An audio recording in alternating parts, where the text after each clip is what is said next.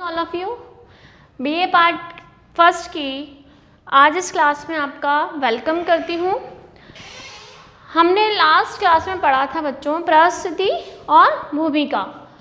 आज हम उसी चैप्टर का सेकंड पार्ट पढ़ रहे हैं जिसमें आज हम भूमिका या रोल के बारे में पढ़ेंगे।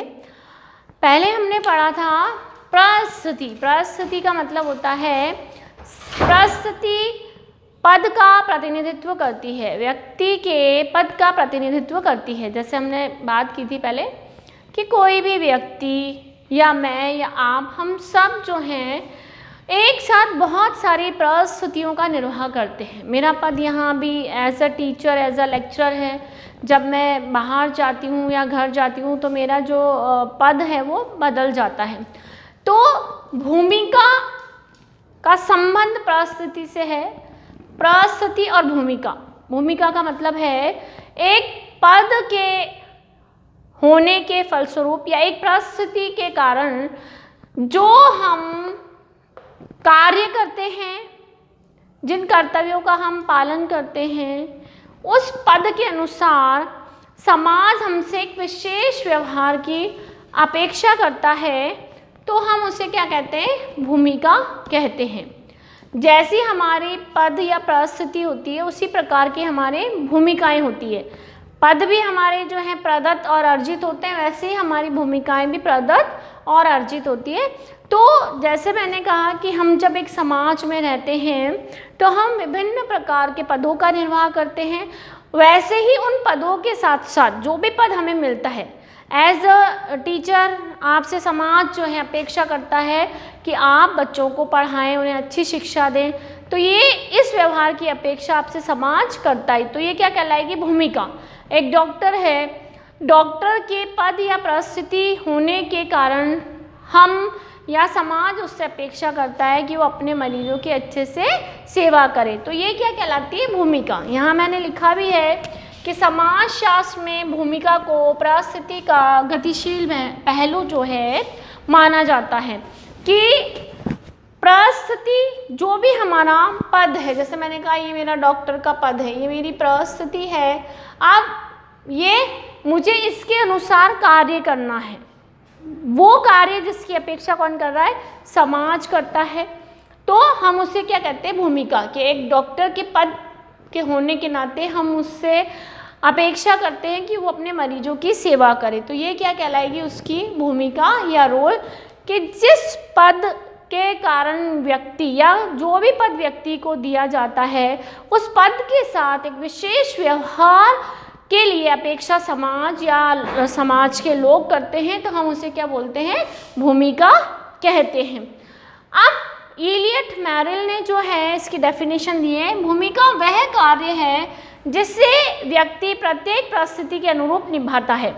कि मान लीजिए मैं एक स्टूडेंट हूँ, ये मेरा क्या है? ये मेरा है पद, और अब मेरे पद के अनुरूप मेरा कार्य क्या है? पढ़ने का। तो ये क्या हो गई? हमारी भूमिका। इसको हम क्या बोलेंगे? रोल। और ये स्टूडेंट जो है मेरा क्या है? स्टेटस। तो जैसा हमारा पद होगा उसी प्रकार की हमारी जो है भूमिका होगी। आपका पद डॉक्टर का है तो आपकी भूमिका है, आपका पद राष्ट्रपति का है तो आपकी भूमिका है। तो जिस प्रकार की व्यक्ति की परिस्थिति होती है, जैसा पद होता है उसके अनुरूप वो कार्य करता है। और वो कार्य किसके अनुसार करता है, या हम कह सकते हैं कि वो कार्य कहाँ से डिसाइड होते हैं? तो समाज के मानदंडों के आधार पर ये कार्य जो हैं, कर्तव्य जो हैं वो डिसाइड किए जाते हैं। और हमारा समाज ये अपेक्षा करता है कि हम अपने पदों के अनुसार उन भूमिकाओं का निर्वाह करें। सेकंड जो है डेफिनेशन हमने ली है हार्टन एंड हंट की, एक सामाजिक पद धारण करने के फलस्वरूप व्यक्ति जिस प्रकार का व्यवहार करता है। कि मैं जब एक पद हासिल करती हूँ तो मैं, जैसे मैंने कहा यहाँ मेरा पद लेक्चरर का है, तो मेरा व्यवहार करने का तरीका क्या होगा कि मुझे अपने पद के अनुसार बच्चों को जो है पढ़ाना है, ये मेरा व्यवहार है। जब मैं एक दुकान पे जाती हूँ, मैं एक ग्राहक हूँ, मेरा पद जो है एक ग्राहक का है और मेरा व्यवहार वहाँ खरीदारी करने का होगा। तो एक पद के अनुसार जो भी हम व्यवहार करते हैं वो हमारी भूमिका कहलाता है।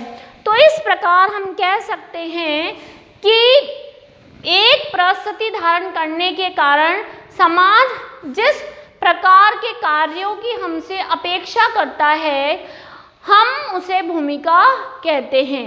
ये परिस्थिति का एक गतिशील पहलू है या गतिशील पक्ष है कि पद के अनुसार व्यक्ति को कार्य करने पड़ते हैं, तो हम उन्हें भूमिका कहते हैं। तो निष्कर्ष रूप में दोनों की परिभाषाएं जो है हमने समझा दी कि निष्कर्ष रूप में भूमिका का संबंध एक पद से है कि पद के अनुसार वह व्यवहार जिसकी अपेक्षा समाज करता है, और भूमिका परिस्थिति का व्यवहारात्मक, गंत्यात्मक और गतिशील पहलू कहा जाता है। अब हम बात कर रहे हैं, ये हमने बात करी भूमिका की, अब हम बात कर रहे हैं भूमिका की विशेषताएं। भूमिका का संबंध व्यवहारों से है। जैसे मैंने अभी कहा कि भूमिका का संबंध वो सारे जो हैं व्यवहार हैं जो व्यक्ति को एक पद के अनुरूप करने होते हैं। जो उसका पद है, जैसे मैंने कहा कि एक शिक्षक का पद है, तो इस शिक्षक के पद के अनुरूप उसे अपने सारे व्यवहार करने हैं। स्टूडेंट्स के ये कह सकते हैं कि स्टूडेंट्स के साथ उसे पढ़ाना है, स्टूडेंट के साथ जो है अपने अनेक कर्तव्यों का निर्वाह करना है।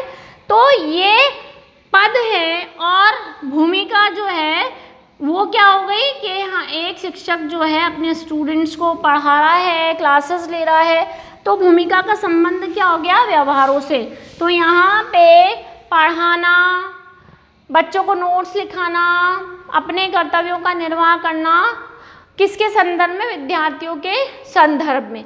तो भूमिका का संबंध किससे है, व्यवहारों से है, जिसकी अपेक्षा समाज हमसे करता है, और ये मानदंड भी समाज के द्वारा निर्धारित होते हैं। अब हमारा आता है कि समाज में कोई भी भूमिका एक पक्षीय या अकेली नहीं होती है।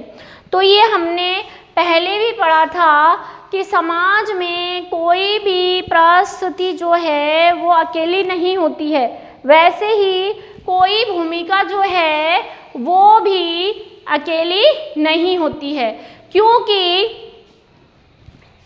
एक पद के संदर्भ में जैसे दूसरा पद होता है वैसे एक भूमिका के संदर्भ में दूसरी भूमिका होती है। कि मान लीजिए एक शिक्षक का पद है और दूसरा विद्यार्थी का है, तो जब तक शिक्षक का पद नहीं होगा उसकी भूमिका नहीं होगी, जब तक विद्यार्थी का पद नहीं होगा उसकी भूमिका नहीं होगी। या हम कह सकते हैं कि कोई भी भूमिका जो होती है वो अकेली या एक पक्षीय नहीं होती है, बल्कि हमेशा दूसरी भूमिकाओं के संदर्भ में होती है। जैसे दूसरी एक परिस्थिति दूसरी, जैसे हमने इसका उदाहरण देती हूँ, डॉक्टर का पद है, वो किस संदर्भ में है, पेशेंट मरीज के संदर्भ में है। तो डॉक्टर की भूमिका कब, अगर पेशेंट ही नहीं होगा या मरीज ही नहीं होगा तो हम जो है डॉक्टर अपनी भूमिका का निर्वाह कैसे करेगा। तो उसका रोल जो है डॉक्टर का वो पेशेंट जो है उसके संदर्भ में, अगर पेशेंट नहीं है तो ये रोल भी नहीं होगा, अगर पेशेंट नहीं है तो डॉक्टर का पद भी नहीं होगा।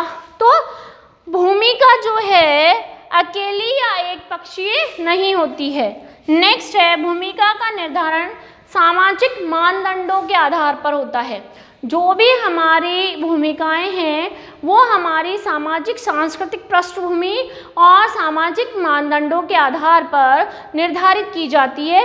और ये भी कह सकती हूँ कि मैं अलग अलग समाज में अलग अलग प्रकार की होती है, क्योंकि हर समाज के अपने सांस्कृतिक मूल्य होते हैं, मानदंड होते हैं, और उसी आधार पर इन भूमिकाओं को जो है निर्धारित किया जाता है। जिस प्रकार के जो हैं ये कह सकते हैं कि सामाजिक मानदंड होते हैं, उसी आधार पर भूमिकाओं का जो है निर्धारण होता है। जैसे अब नेक्स्ट है, भूमिकाएं भी प्रदत्त और अर्जित प्रकार की होती है। हमने परिस्थिति में पढ़ा कि परिस्थिति दो प्रकार की होती है, प्रदत्त और अर्जित। और जिस प्रकार से परिस्थिति प्रदत्त और अर्जित होती है वैसे ही भूमिका भी क्या होती है, प्रदत्त और अर्जित होती है। दोनों प्रकार की हमें देखने को मिलती है कि प्रदत्त पदों के साथ प्रदत्त भूमिकाएं और अर्जित पदों के साथ अर्जित भूमिकाएं, कि मैं एक माँ हूँ, प्रदत्त पद मेरी प्रदत्त भूमिका कि मुझे उसका निर्वाह करना है। मैं यहाँ एक लेक्चरर हूँ, मेरा अर्जित पद और मेरी अर्जित भूमिका जो समाज के द्वारा प्रदान किया गया है, प्रदत्त पद और प्रदत्त भूमिका, और जो मैं अपने गुण अपनी जो है योग्यता के आधार पर हासिल करती हूँ अपनी इच्छा से, वो मेरे अर्जित पद और अर्जित भूमिका। तो जैसे प्रदत्त और अर्जित पद हैं वैसे ही प्रदत्त और अर्जित हमें भूमिकाएं देखने को मिलती है। नेक्स्ट है हमारा, भूमिका गतिशील और परिवर्तनशील होती है, कि जो भी भूमिकाएं होती है समाज में वो गतिशील होती है और परिवर्तनशील होती है। कई बार आपने देखा होगा एक ही पद और भूमिका का निर्वाह या एक ही भूमिका का निर्वाह हमें हर समाज में अलग अलग देखने को मिलता है, कि एक ही पद है। जैसे मान लीजिए हमारे भारत में जो पुरुष प्रधान समाज है हमारा, तो यहाँ अगर हम लिंग के आधार पर बात करें प्रदत्त पदों की, तो स्त्रियों को निम्न माना जाता है और उनकी भूमिका को जो कह सकते हैं निम्न माना जाता है, जबकि पुरुष की जो है पद और भूमिका को उच्च माना जाता है। जबकि अगर हम बाहर के देशों की बात करें या हम अदर कंट्रीज़ की बात करें तो वहाँ पर जो है दोनों ही समान रूप से स्त्री और पुरुष के समान पद देखने को मिलते हैं, भूमिकाएं भी वो एक जैसी जो है निर्वाह करते हैं। या मैं कहूँ हमारे भारत में जो है एक पति के पद की भूमिका और एक पत्नी के पद की भूमिका का निर्वाह का जो तरीका है दूसरी देशों से अलग है।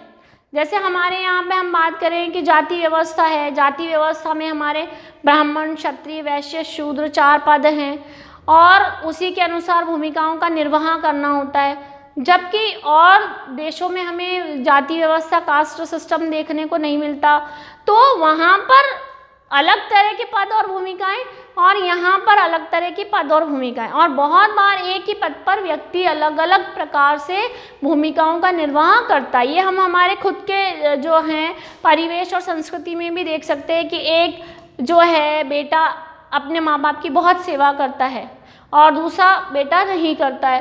तो क्या हो गया कि भूमिका गतिशील और परिवर्तनशील है, समय स्थान के अनुसार बदलती रहती है, कि हर जगह जो है पद समान होते हैं लेकिन भूमिका जो है उसको निर्वाह करने का तरीका जो है वो उसको हम कह सकते हैं कि परिवर्तित हो जाता है। इसलिए हम कह सकते हैं कि भूमिका गतिशील और परिवर्तनशील होती है। नेक्स्ट है, भूमिकाएं जो हैं 2 प्रकार की हमें देखने को मिलती है, सामान्य भूमिकाएं और मुख्य भूमिकाएं। देखो क्या होता है कि हम जो है एक व्यक्ति है, मान लीजिए ये जो है राष्ट्रपति है और ये पिता भी है, ये पुत्र भी है, बहुत सारे जो पद हैं, ये जो पद हैं ये सामान्य पद है, सामान्य भूमिका। लेकिन राष्ट्रपति एक मुख्य पद और इसके साथ वो मुख्य भूमिका जो है निर्वाह करेगा। तो भूमिका हमें सामान्य 2 प्रकार की देखने को मिलती है, सामान्य भूमिकाएं और मुख्य भूमिकाएं, कि प्रत्येक व्यक्ति जो है उसकी समाज में जिस कारण वो सबसे विशेष रूप से जाना जाता है वो उसकी मुख्य भूमिका कहलाती है, और बाकी जो पद ऑलरेडी और भी लोग जो हैं उन पदों के साथ उन भूमिकाओं का निर्वाह कर रहे हैं वो उसके सामान्य पद और भूमिकाएं कहलाते हैं। कि यहाँ एक राष्ट्रपति का पद उसके लिए मुख्य भूमिका है जिसके कारण वो पूरे समाज में जाना जाता है। ये राष्ट्रपति हो सकता है, कोई समाज सुधारक हो सकता है, या हम लोगों में भी बहुत सारे लोग हैं जो अपने पद से जाने जाते हैं, जैसे IAS है, RAS है, बड़े बड़े जो हैं नेता हैं, तो वो उनकी क्या कहलाएगी, मुख्य भूमिका। और सामान्य पदों के साथ जो भूमिका निर्वाह होती है उसे हम क्या बोलते हैं, सामान्य भूमिकाएं। इस प्रकार हमें जो है सामान्य और मुख्य भूमिकाएं समाज में देखने को मिलती हैं और ये सब लोगों की होती है, कभी कभी नहीं भी होती है। तो जिस पद के कारण व्यक्ति समाज में विशेष रूप से जाना जाता है और उस पद के अनुसार भूमिका का निर्वाह जो करता है तो उसकी क्या कहलाती है, मुख्य भूमिका।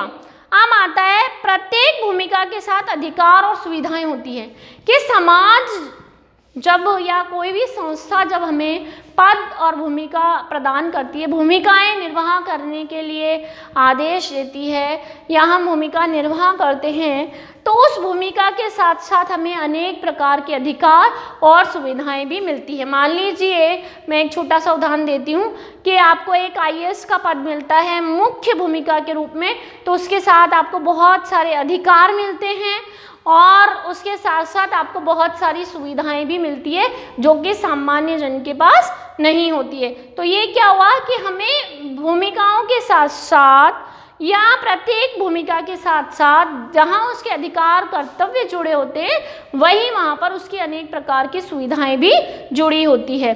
और अगर मैं एक और बात करूँ भूमिका की, कि भूमिकाएं जो होती है अलग अलग भूमिकाएं जो हैं हर व्यक्ति जो है भिन्न भिन्न प्रकार से अदा करता है, या कह सकते हैं कि हर व्यक्ति का अपने भूमिका निर्वाह का तरीका अलग हो सकता है। जैसे मैंने कहा IAS का पद है, उस पर बहुत सारे लोग हैं और हर IAS जो अफसर है, अधिकारी है, वो अपनी भूमिका को अलग तरीके से निर्वाह करता है। तो भूमिका जो है हर व्यक्ति अपने अपने तरीके से निर्वाह कर सकता है, लेकिन वो भूमिकाएं जो होती है वो हमारी सामाजिक मानदंडों के अनुसार होती है। तो ये हमारा जो चैप्टर है या इसको कहते हैं टॉपिक जो है हमारा वो कंप्लीट होता है। ये भी 20 मार्क्स का क्वेश्चन बनता है।